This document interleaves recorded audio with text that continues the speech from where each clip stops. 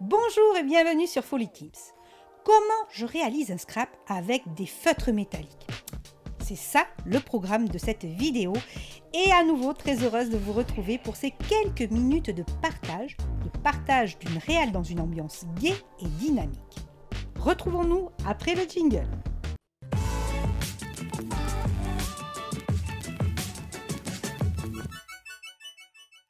Et oui, c'est cela aussi ma première mission, mes chéris, vous donner de la bonne humeur pour que votre journée commence sous les meilleurs auspices et puis aussi vous donner grande envie de créer. Et je vous promets, cette réal, vous allez adorer et vous allez vouloir en faire des tas. Avec peu de matériel, mes stylos métalliques Stabilo, vous voyez, ils sont de l'ordre de 6, vous pouvez les trouver n'importe où. Et puis, vous pouvez aussi prendre la marque que vous souhaitez. Des feutres métalliques, on en trouve un peu partout. Et puis aussi, une réal très facile à faire. Ben oui, c'est ça les engagements Folly Tips. Je vous promets toujours des réals avec peu de matériel et très facile à faire. Alors, on partira, comme base de carte scrap, de papier dessin noir. Vous pouvez tester avec d'autres couleurs, je n'ai pas testé, mais c'est vrai que les couleurs métalliques ressortent beaucoup plus sur fond noir. Ensuite, j'ai pris ma règle et un crayon à papier.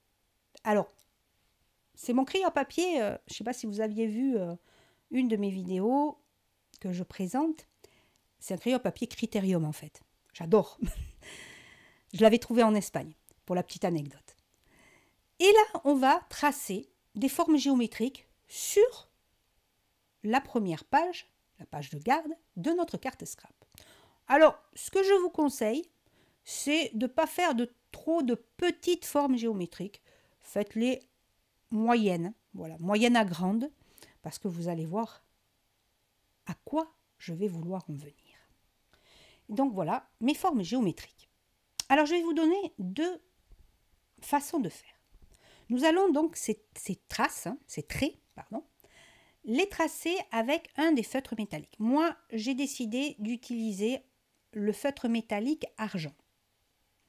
Comme je veux qu'il soit un peu plus épais que mon trait de crayon à papier, eh bien, je vais le doubler.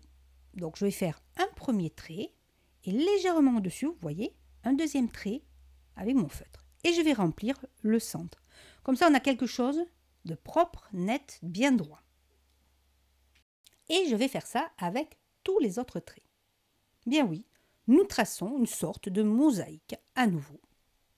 Alors pendant que je dessine mes traits, je voulais vous remercier pour tous les commentaires que vous m'avez fait sur la dernière vidéo, qui était la vidéo où je réalisais un puzzle avec des images et j'en faisais une carte scrap. Alors pour ceux qui m'ont rejoint sur cette vidéo, mais qui ne sont pas encore abonnés à ma chaîne et qui n'ont pas encore vu les autres vidéos, eh bien déjà, hop, on clique sur s'abonner, et puis on va farfouiller dans toutes mes vidéos, vous allez voir, je suis sûre qu'il y en a plein que vous allez aimer réaliser. En tout cas, je vous remercie à tous pour vos gentils commentaires, et puis partagez, likez, comme d'habitude, tout le tintouin, et continuez à commenter parce que cela me fait plaisir de vous répondre surtout. Allez, on revient à nos moutons et on repart sur notre jolie réalisation. Deuxième étape, parce que oui, ce n'est pas encore fini, loin de là, nous reprenons notre petite règle et notre petit crayon à papier et à l'intérieur des figures, nous allons à nouveau tracer des formes géométriques. Alors, soit vous faites comme moi, vous y allez, voilà, carrément par-dessus la feuille, mais du coup, comme c'est de l'argenté, on voit un petit peu les crayons à papier. Donc, j'ai pas aimé, je vous le montre. Oui, je vous montre ce qu'il ne faut pas forcément faire. Et du coup, bien, je suis revenue à une autre méthode un peu plus correcte, pour moi. Du moins, un peu plus propre, parce que vraiment, je voyais trop les traits de crayon. On va tracer les formes géométriques à l'intérieur de nos premières formes géométriques. Donc, on retrace des traits dans chaque triangle, dans chaque carré ou dans chaque rectangle. Je ne sais pas comment vous les voyez, les formes. Mais voilà, vous avez compris le système. On refait une mosaïque dans la mosaïque. Une fois les traits de réalisés, nous allons passer à la troisième étape. Cette fois-ci, nous allons utiliser tous les autres feutres métalliques. Je choisis donc une couleur une première couleur. Et puis, avec mon éternelle règle, nous allons venir remplir une des formes. Donc, pour être vraiment droit et que ça fasse un résultat bien propre, nous allons d'abord tracer les traits que nous avons faits. Alors, tout le tour. Pourquoi? Parce que, vous allez voir, quand je vais remplir ma forme, eh bien, ça me permettra de ne pas déborder. Le trait que j'ai tracé autour, le contour, le pourtour, en fait, me permet d'avoir une limite de dépassement, si je puis dire. Et du coup, je vais avoir un résultat très propre. Parce que vous allez voir, moi je ne dépasse pas, mais vous n'allez pas non plus dépasser, puisque vous allez être retenu, entre guillemets, inconsciemment, par les lignes faites sur le pourtour. Oui, vous l'avez compris. Aujourd'hui, je vais vous faire colorier. Ah, pour une fois que j'ai laissé les ciseaux et la découpe de côté, pour mon plus grand bonheur, je reviens à des choses que j'aime aussi, c'est la colorisation. Et là, c'est accessible à tous. Vous n'avez que à choisir les couleurs, à les disposer à peu près harmonieusement, ou du moins selon vos goûts, sur chaque forme géométrique, et le tour va être joué. Après, vous pouvez aussi jouer sur les couleurs. Vous pouvez choisir, pourquoi pas, d'utiliser que 2 ou 3 couleurs, pas comme moi, les 6 couleurs. Alors évidemment, là, je n'ai pas réutilisé l'argenté. L'argenté est uniquement pour mes traits de séparation, et les autres couleurs vont venir, regardez, harmonieusement, je trouve, remplir tous les espaces noirs.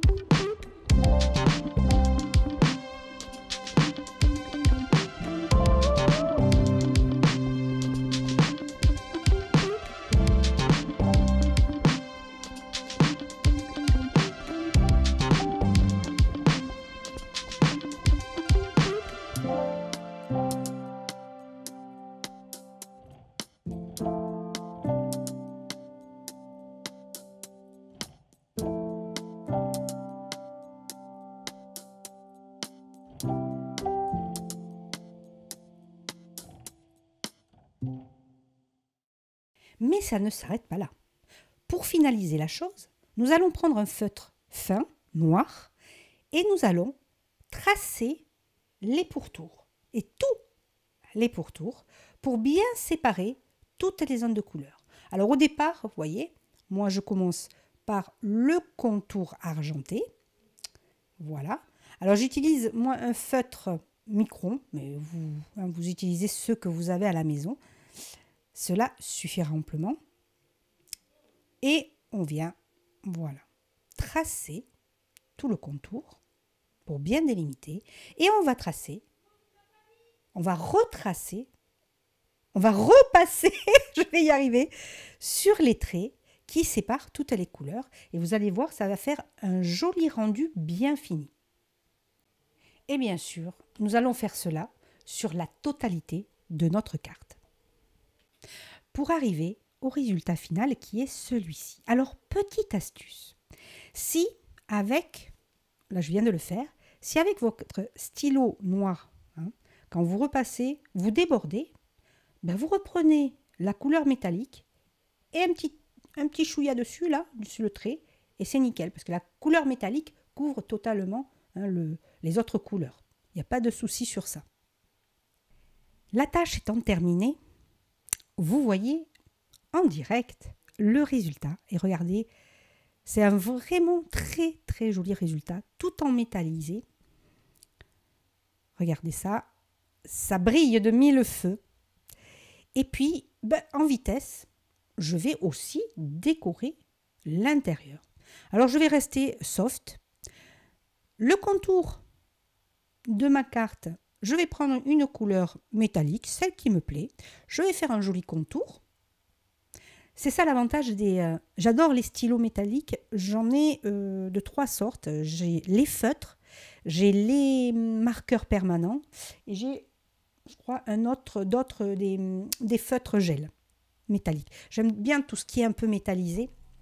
J'ai même les peintures aquarelles métallisées de chez Action qui sont magnifiques aussi. Et c'est vrai que ça fait un très beau rendu. Et surtout aussi quand on le mixe avec des couleurs normales. Ouais, on peut faire de très très jolies choses. Donc voilà, vous voyez, j'ai fait le contour de ma carte, le centre. Ça donne une petite déco en plus.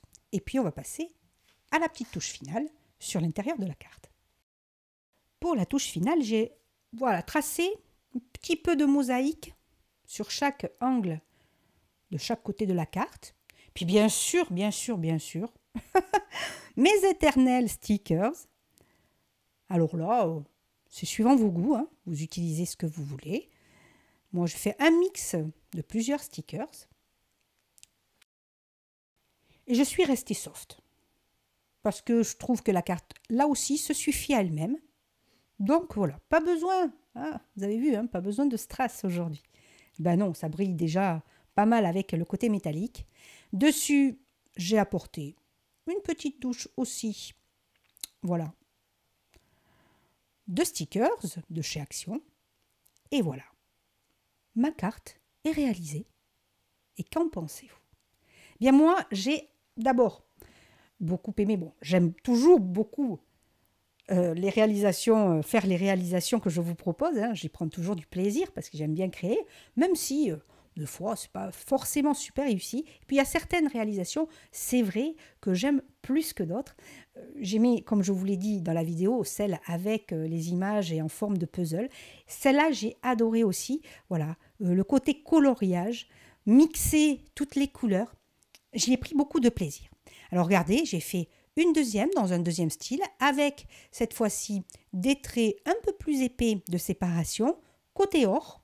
Voilà. On peut en faire en fait autant qu'on en veut de ces cartes-là et c'est très beau. Alors j'ai pas essayé sur du papier autre que noir. Vous pouvez tenter, voir le rendu que cela donne. Et puis pourquoi pas, vous me partagez vos réalisations aussi. Vous savez, j'ai aussi Facebook, donc allez-y. Allez sur mon Facebook et puis partagez vos réals. Ça là me fera très plaisir d'ailleurs. Voilà, j'espère que cette vidéo vous aura plu, surtout que cela va vous donner plein d'idées de réalisation. Et puis que vous allez y prendre beaucoup de plaisir parce que c'est ça surtout l'important, c'est que vous y preniez beaucoup de plaisir, tout comme moi. Je vous embrasse et vous dis à très très vite, mes amours. À très vite sur Foodie Teens. 1000 bisous.